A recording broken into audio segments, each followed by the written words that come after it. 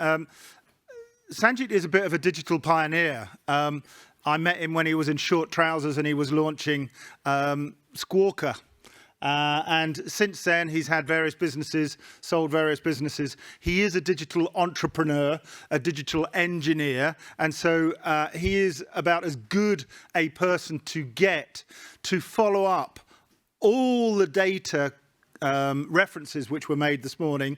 Sanjit's a great guy to try and interpret those and work out how data should be used. Sanjit. Thank you. Good introduction. I might employ you more often to come and do that. Hi, everyone. My name's Sanjit. Very, very brief introduction for me. Started my career in film and television, in music videos. My hair was much longer then. A little bit longer there. Then went into advertising for Time Warner, very large American company. Sure, some of you know them or maybe working with them. Then I spent, and very importantly for the genesis of where I am now and the importance of this conversation, I spent about 6 years working in e-commerce. So I was running European e-commerce for people like Dell, Apple, Nike, lastminute.com, RBS and NatWest Banks, clothing brands, you name the sector, I've probably worked in it. But the difference from sponsorship was they only cared about 2 metrics in that world: cost per acquisition and lifetime value. Didn't care about anything else. So my job for 6 years was to use digital technology and data to try and figure out how to make one of those levers low, the cost per acquisition one, and the lifetime value one high. That was my job. And then, as was just mentioned, exactly 10 years ago this week, I launched a business called Squawka, which was a football statistics business. And that was talking about performance data, which is something that was mentioned a lot yesterday. The data coming from the athletes. And that was about football, taking data from football players, visualizing that in real time, and creating a media business out of that. That was relatively successful, still doing very, very well now. I sold that business to Fremantle Media in 2016 and started what is now Halfspace. Now, I've changed the title of this presentation a little bit, based upon some of the conversations I've been having with you all over the last day and a half, listening to a lot of the other sessions. Just to frame it another way, we'll still talk about social media, but what we really want to talk about is audience data. So again, different from performance data, we're talking about the audiences. And I'm going to talk to you about why I think that's the biggest thing that you should all be taking away from this session. Now, introduction to Halfspace Group, we're actually a number of agencies all together under one banner. The reason for this is we realized very, very quickly that it was all very well and good being a great data company and working with rights holders, football clubs, rugby clubs, Formula One teams, athletes, media companies to work out their data strategies through technology and consultancy and help them understand about those audiences. That's fine. But the reality is, for nearly everyone in this room, you're going to struggle to pick up that data and do anything with it. You haven't got the resource, probably don't have the cash, you haven't got enough agency support. How does data turn into stuff? And that may be an uncomfortable truth for some people here, but I think we all know it's true. The sport industry generally struggles with this kind of thing. So Halfspace not only does that part, it picks up that data and takes it down the funnel as a full-service agency offering. That means we don't just have a data team with technology and consultants and data scientists. It means we also have a creative agency. Our biggest client there is UEFA. So it means we also have a content production agency. Biggest client there is probably someone like the Football Association in England. We have a media planning and buying agency. We do a hell of a lot of work in France for a number of rugby clubs and football clubs to sell tickets and merchandise. And then we also have a technology offering now as well, where we're building websites, we're building applications. And the reason why we have this all together is we're picking up data and taking it down that funnel in one billing.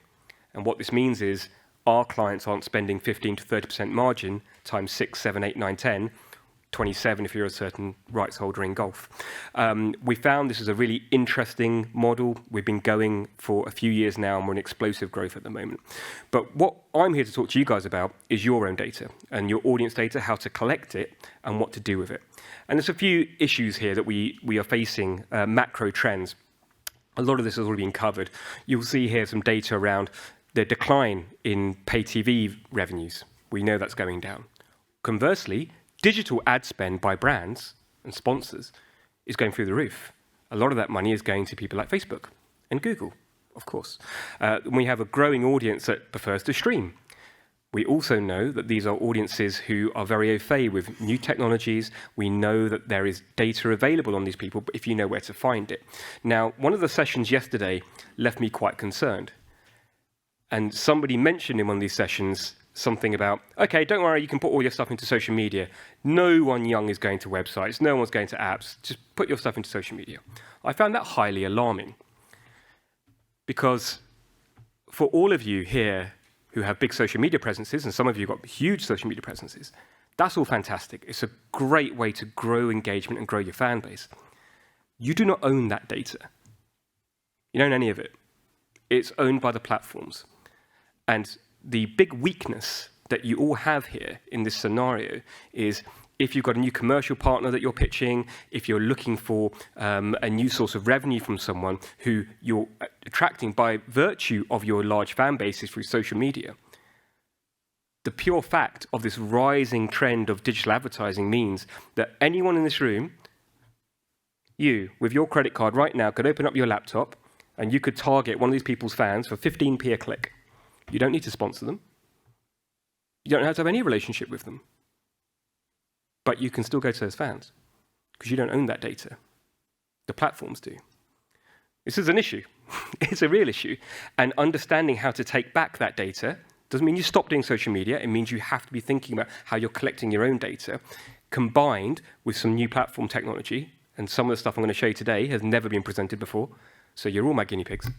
Can offer a really interesting way to grow your organizations. Now, here's a few issues. You know that you need to understand more about audiences. It was mentioned this morning in a brilliant session, as mentioned a few times. You've got to understand your audiences. How do you get to those deeper insights?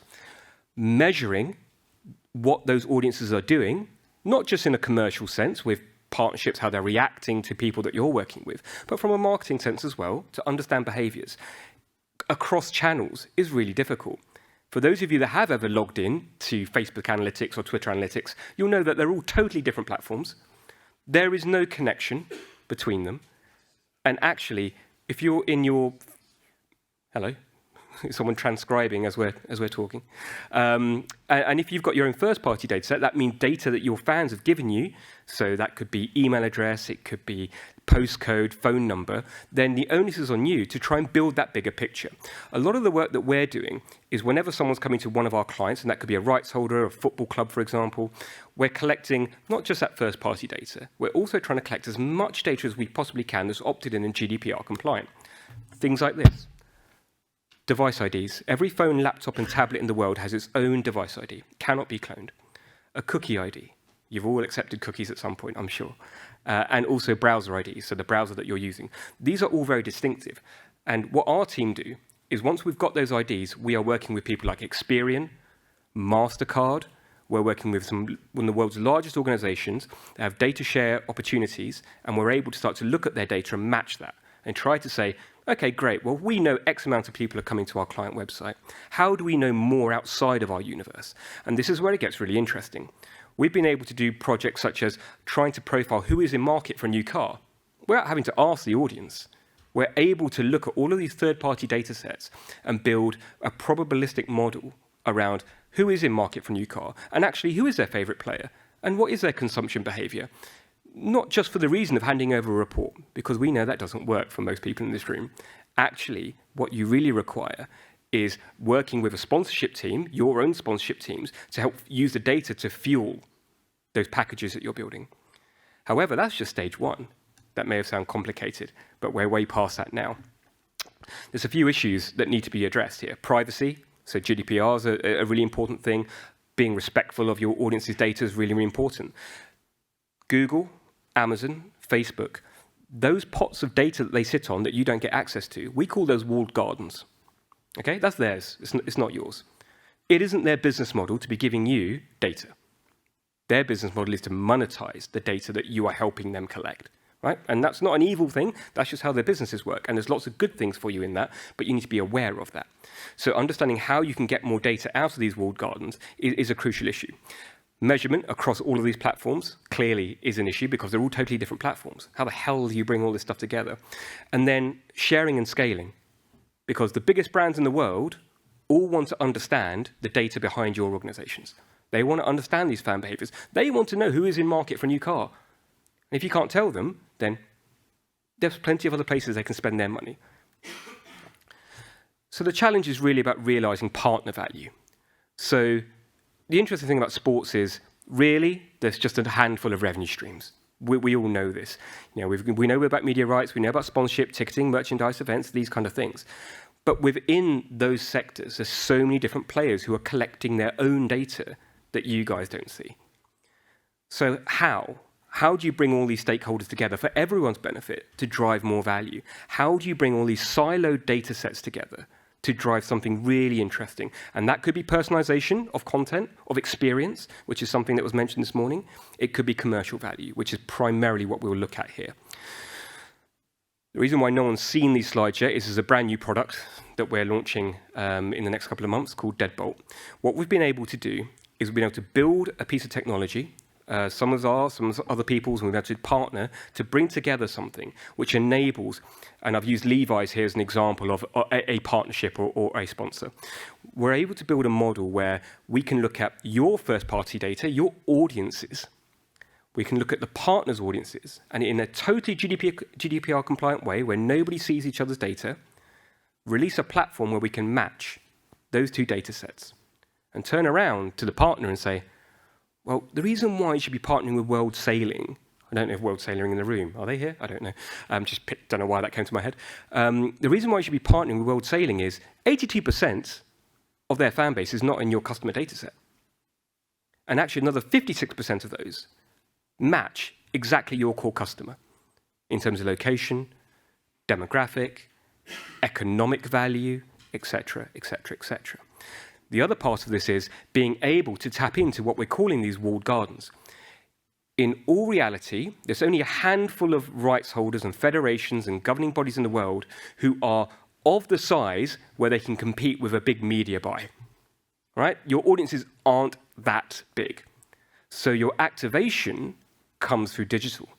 It comes through social, and that supplements the sponsorship that you're giving in above the line or in front of jerseys, or on the side of a World Sailing boat, whatever that is. So because your activation is going into these social platforms, this is where we've got this data issue, this data leakage issue. You don't own that stuff. What our Deadbolt platform is now doing is being able to tie in to these walled gardens at a very, very deep level to match. We're not taking that data anywhere, which is why we're allowed to do it. It means we're matching that data. This is a data matching exercise to a very, very deep level to be able to measure, prove, and enhance people's partnership relationships. And we can get data from so many different places. It could be a ticketing company. Securely, imagine that, securely being able to have that conversation. We don't want to take your data. We know that you've collected that, that's fine. But why don't we both match that data for better value? It'll mean more ticket sales. It'll mean more partnership opportunity between us, and the fans will be happy. Why not try and bring that all together?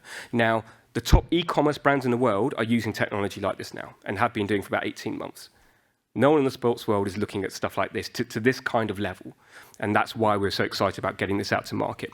If you are the sponsor, if you are a Levi's and you're thinking about, and we're dealing with a lot of sponsors at the moment, trying to help them understand what their sponsorship strategy is. If partner one is World Sailing and we understand that they have built a really solid data structure that can compete with a media buy, as well as having a powerful brand association and all of the values that we know sport holds dear, and that's why it's fantastic, then you're on a level playing field.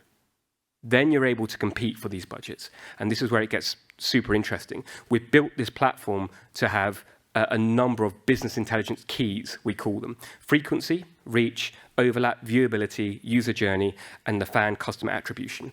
Now, I'm not going to read out all of these, but what it means is we have built a ready-made platform, which we offer as a managed service, to be able to understand that Levi's, in this example, Levi's journey through your universe to the level that their top agencies are providing them at. And because we've been working on this for the last 18 months, I think, alongside our other data platforms, we've got our own CRM, we are deeply ingrained in how to make this work within the sports industry. And that's why the only reason we came here was to talk about this. And we think this is a massively exciting opportunity. What we're offering here is a tech support. We're offering all the data science. We're offering all the visualization. I'll talk about that in a second. All the analysis and the strategy behind this. We're here to make this easy. And because this is new for us, we're not out here trying to charge a lot of money for this. We're looking for partners. We're looking for not just federations. We're looking at host cities. I've been in America recently talking with the LA28 guys about how we can put this kind of technology across multiple venues for one event.